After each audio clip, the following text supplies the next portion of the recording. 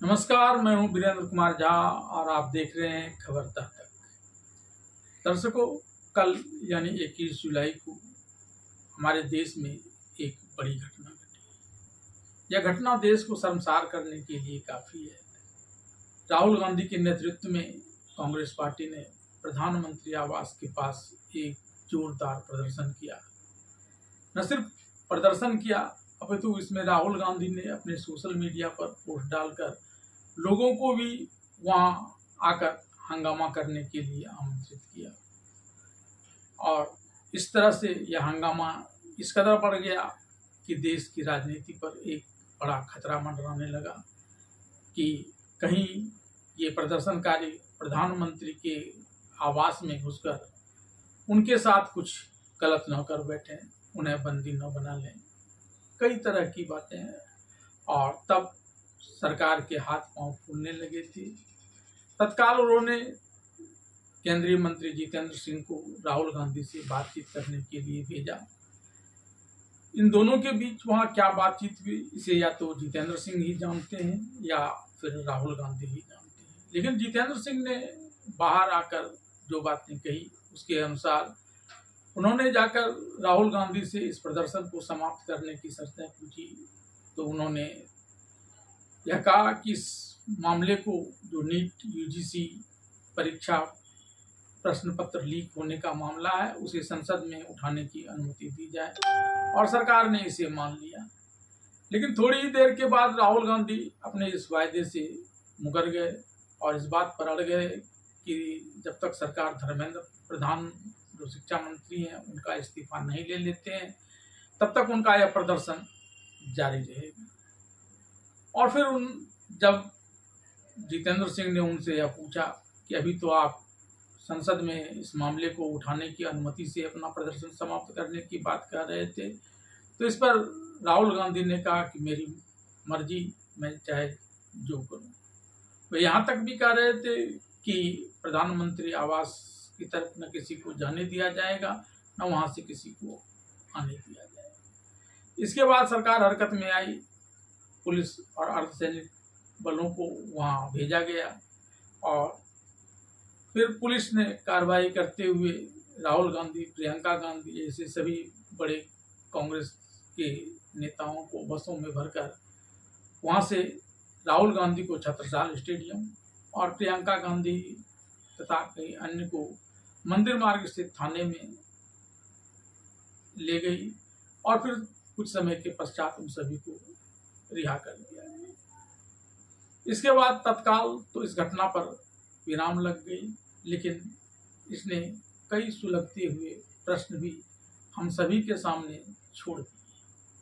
पहला प्रश्न तो हमारे सुरक्षा में जुटे हुए उन जांच एजेंसियों से है जिनका काम देश को किसी भी संभावित खतरे से, चाहे वो आंतरिक हो या बाह्य, हर तरह की सूचना जुटाकर सरकार को मुहैया कराना है, ताकि सरकार समय रहते इस पर कार्रवाई कर सके और देश के लोकतंत्र पर किसी भी प्रकार का कोई धब्बा न लगे। लेकिन दिन भर कांग्रेस अध्यक्ष मल्लिकार्जुन खड़गे के आवास में कांग्रेस के बड़े बड़े नेताओं का आना जाना लगा रहा, लेकिन खुफिया विभाग को इस बात की कोई भनक तक नहीं लगी कि अचानक शाम में कांग्रेस पार्टी राहुल गांधी के नेतृत्व में वहां इतना बड़ा प्रदर्शन प्रधानमंत्री के आवास के समीप जाकर कर दी। अब जरा सोचिए क्या होता अगर जिस प्रकार से राहुल गांधी लोगों को वहां बुला रहे थे, वह भीड़ अगर अनियंत्रित हो जाती और प्रधानमंत्री के आवास में घुसकर उनके साथ कुछ गलत कर बैठती, तो कितना बड़ा कलंक हमारे देश के लोकतंत्र पर लगता। और वह सिर्फ इसलिए लगता क्योंकि हमारी खुफिया एजेंसी नाकाम रही थी इसकी सूचना जुटाने।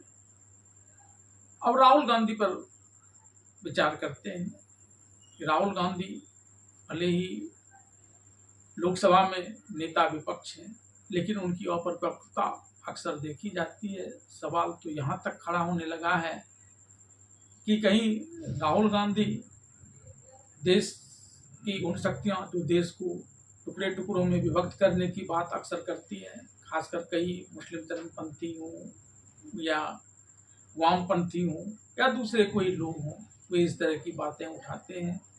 या फिर विदेश में रह रहे कई आतंकी संगठन जो इस प्रकार की बातें किया करते हैं, उसके कठपुतली तो बनकर नहीं रह गए हैं और वे उनके मन के भावों को, जो देश को टुकड़े टुकड़े में बांटने की सोच है, उसको यहाँ अमली जामा पहनाने का छद्म रूप से काम करते हैं। इसके लिए राहुल गांधी के पिछले कुछ क्रियाकलापों को आप देखेंगे तो आपको इस प्रश्न की महत्ता का आभास हो जाएगा।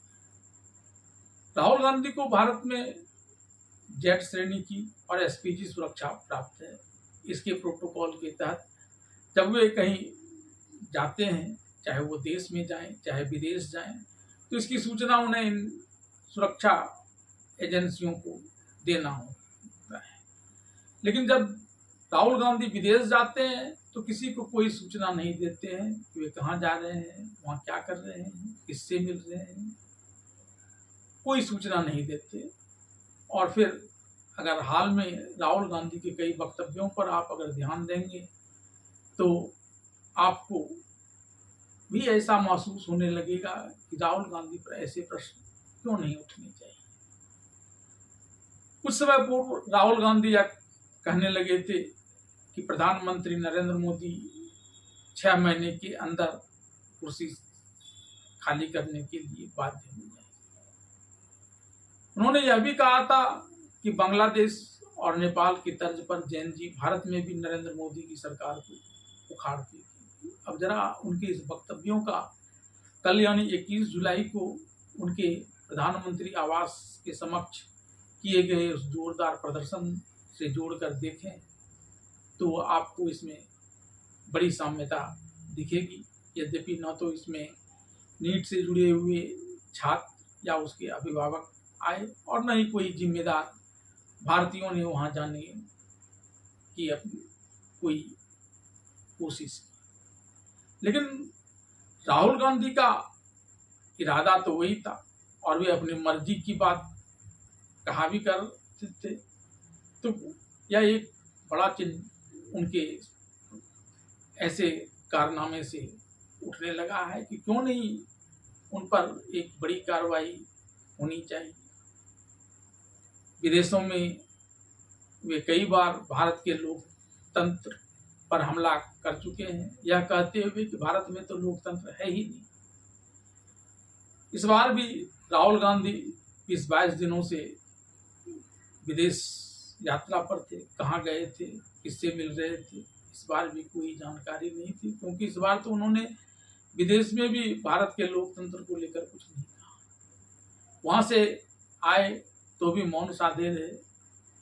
तो कई लोगों को यह लगने लगा कि कहीं इस बार राहुल गांधी कोई बड़ा खेला करने की तो नहीं सोच रहे हैं। लेकिन खुफिया विभाग को इसकी कोई भनक नहीं लगी और राहुल गांधी ने सचमुच में एक बड़ा खेला कर दिया जो लोकतंत्र के नाम पर एक बड़ा धब्बा था। अब राहुल गांधी या उनके पक्षधर यह कह सकते हैं कि भारतीय संविधान का अनुच्छेद 19(1)(a) भारत के नागरिकों को यह स्वतंत्रता देता है कि वह अपने मनोभावों को यानी अभिव्यक्ति की आजादी, अपने मनोभावों को बोलकर, लिखकर या प्रदर्शन कर व्यक्त कर सकता है। इस नाते राहुल गांधी भी एक भारतीय नागरिक हैं, लोकसभा में नेता विपक्ष हैं और देश की एक बड़ी राजनीतिक पार्टी कांग्रेस के एक तरह से सर्वे सर्वा हैं। उन्हें यह छूट मिली हुई है संविधान के 19(1)(a) के अनुसार। लेकिन संविधान का अनुच्छेद 19(1)(a) हर जगह लागू नहीं होता है। इसके साथ कुछ प्रतिबंध हैं जो भारतीय संविधान के अनुच्छेद 19(2) में वर्णित किए गए हैं। उसके अनुसार भारत की संप्रभुता, सार्वजनिक स्थान, सुरक्षा और न्यायालय की अवमानना जैसे मुद्दों को लेकर ऐसी चीजें नहीं हो सकती है। इस दृष्टिकोण से भारत के प्रधानमंत्री का आवास भारत की सुरक्षा से जुड़ा हुआ है और वहां इनका प्रदर्शन करना कतई उचित नहीं था। उन्होंने उनके जो 19(1) के तहत अभिव्यक्ति की आज़ादी मिली हुई है, यह उसका खुल्लम खुल्ला उल्लंघन था और एक तरह से संविधान की अवहेलना करना था। जिस संविधान की कॉपी लेकर वे कभी संसद में दिखाया करते थे, उसी संविधान का उन्होंने मजाक उड़ाया, ऐसे प्रदर्शन कर लोकतंत्र पर एक धब्बा लगाने का प्रयास किया। अब बात भारत के प्रधानमंत्री नरेंद्र मोदी के नेतृत्व वाली सरकार की भी कर लें। भारतीय जनता पार्टी विभिन्न राज्यों की चुनाव में लगातार जीतती चली जा रही है और उससे प्रधानमंत्री नरेंद्र मोदी और अमित शाह को शायद यह लगने लगा है कि अब वे भारत में अपनी मनमर्जी की सरकार चलाने में समर्थ हो गए हैं और इसके लिए वे अपनी पार्टी में तो जिसे चाहते हैं उसे मुख्यमंत्री बनाते ही हैं, जिसे चाहते हैं उसे अपनी पार्टी का राष्ट्रीय अध्यक्ष बनाते ही हैं। उनके पार्टी के अन्य नेताओं में जो वरीय हैं, उनमें फिलहाल यह साहस नहीं है कि उनका खिलाफत कर सके, लेकिन असंतोष वहां भी उठता है। लेकिन खैर, यह तो उनकी पार्टी की बात है। भारत के मामले में भी वे ऐसे ही कई निर्णय ले लेते हैं जो आमतौर पर अव्यावहारिक होता है। अब आपको मैं एक उदाहरण देता हूं कि मोटर वाहन अधिनियम में नरेंद्र मोदी की सरकार ने एक बड़ा परिवर्तन कर दिया दुर्घटना को लेकर। इसमें दुर्घटना करने वाले जो चालक हैं, उन्हें 5 से 10 साल कारावास की सजा और आर्थिक दंड का प्रावधान किया गया है। आर्थिक दंड के प्रावधान में कोई ऊपरी सीमा तय नहीं की गई है। कम से कम 5-6 लाख तो हो ही जाता है, ज्यादा करोड़ों में भी जा सकती है, क्योंकि अपर लिमिट तो कुछ है नहीं। अब एक गरीब चालक जो दूसरों की गाड़ी चलाता है और कई कारणों से, मानवीय भूल हो सकती है, गाड़ी में तकनीकी खराबी आ सकती है, दुर्घटना होती है, तो इतनी बड़े सजा वो कैसे भुगत पाएंगे और 10 वर्ष अगर जेल में बिता देंगे तो जुर्माना भरने के लिए भी पैसे कहाँ से लाएंगे और फिर उनके परिवार की क्या स्थिति होगी, इस पर कोई विचार नहीं किया है। जब विरोध हुआ तो तत्काल इसे ठंडे बस्ते में डाल दिया है। अब आइए इस नीट यूजीसी के मामले में। हालांकि इससे पहले उन्होंने एक यूजीसी बिल को लाकर भी ऐसे ही एक मनमर्जी का नियम थोपने का प्रयास किया था और बाद में विरोध के चलते जब सुप्रीम कोर्ट के न्यायाधीश, भारत के मुख्य न्यायाधीश सूर्यकांत ने इस पर उनसे हलफनामा दायर करने की बात कहकर इस पर फिलहाल रोक लगा दी है। नीट के मामले में जो परीक्षा का प्रश्न पत्र लीक हुआ, उसे तो पहले सरकार मानने के लिए ही तैयार नहीं थी। जन दबाव के आगे अगर उसे माना भी तो जिस धर्मेंद्र प्रधान के इस्तीफे की मांग बड़े पैमाने पर हो रही थी, उनका इस्तीफा तो दूर, उनका कैबिनेट में मंत्री पद परिवर्तन तो दूर, उन्हें डांटा फटकारा भी नहीं। और अब एनडीए के बैठक में वे कह रहे हैं कि नीट के मामले में जो भी दोषी होगा उसे कड़ी से कड़ी दंड दी जाएगी और बड़े वकील रखे जाएंगे। तो इतने दिनों से आपने ऐसा क्यों नहीं किया? या कोई पहला मामला तो था नहीं। और आपकी सरकार के दौरान भी 2024 में भी बड़े पैमाने पर कई परीक्षाओं के प्रश्न पत्र लीक हुए थे। ऐसा आपने क्यों नहीं किया? और अब बड़ी बड़ी बातें कर रहे हैं। भारतीय जनता पार्टी के बड़े नेता प्रधानमंत्री तक अपने पूर्ववर्ती सरकार को हर कार्य के लिए दोषी ठहराते हैं, लेकिन यह नहीं सोचते कि वर्तमान में तो उनकी सरकार है। अगर पूर्ववर्ती सरकार ने कोई गलती की तो उसको सुधारना आपका कर्तव्य है, न कि उसी राह पर चलना।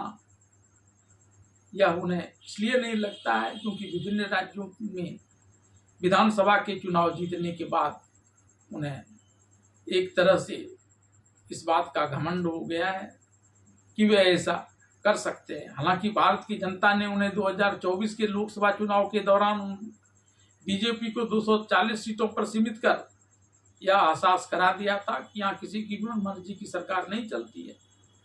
इंदिरा गांधी की भी नहीं चली थी जब उन्होंने इमरजेंसी थोप दिया था, और आपकी भी नहीं चलेगी, लेकिन उन्हें इस बात का आभास नहीं है। शिक्षा नीति में तो वैसे ही कई दोष हैं, उसे भी सुधारने के लिए कोई प्रयास नहीं किए गए। सिर्फ शिक्षा नीति 2020 लागू कर दिया गया, न उस पर लोगों की बाद में प्रतिक्रिया ली गई, कुछ नहीं, बस एक छड़ी से सबको हाँकते जाना है, मनमर्जी करते जाना है। लेकिन भारत में यह सब चलने वाला नहीं है। कुल मिलाकर कल यानी 21 जुलाई को जो प्रधानमंत्री के आवास के पास राहुल गांधी के नेतृत्व में कांग्रेस पार्टी का एक बड़ा प्रदर्शन हुआ जो लोकतंत्र को शर्मसार करने वाला था, उसमें दोषी अकेले राहुल गांधी नहीं है, उसमें दोषी नरेंद्र मोदी और उनकी सरकार भी है।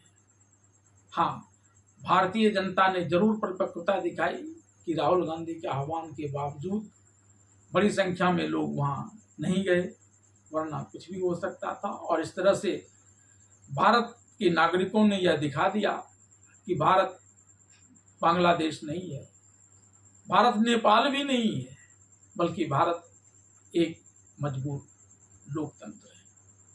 इस वीडियो के साथ अंत तक बने रहने के लिए आप सभी का धन्यवाद।